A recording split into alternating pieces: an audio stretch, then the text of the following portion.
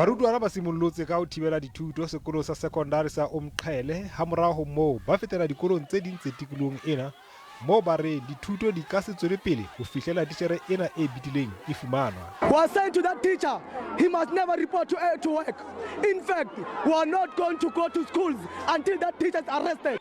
Barutwana ba re ba ikutlwa ba sa bolokeha dikolong.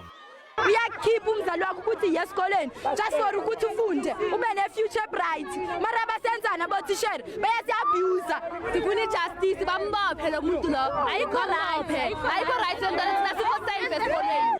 Lefapha la Thuto Gauteng le re le simollotse ka diphuputso tsa ka hare mme titjhere ena e tla romelwa dikantorong tsa sedika ha diphuputso di ntse di tswela pele.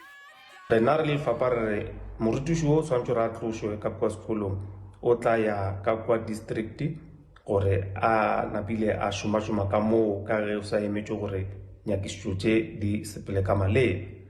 Molato o setšobile o butswe ka kwa maphodiseng. Lefapha le re le tla beela le mo ekeletsa qoso ya ho nyahlatsa mosebetsi ka ha a ntse a sa itlale mosebetsing. Ho sa le jwalo, sepolesa se re batswadi ba morutwana ba butse nyewe ya peto ka Moqebelo. A case of rape has been opened at Ivory Park Police Station. The suspect is alleged to have raped a 16-year-old girl in the school premises on Friday, the 14th of May 2021. Titjhere ena e dilemo tse 38 e sa kene poneng.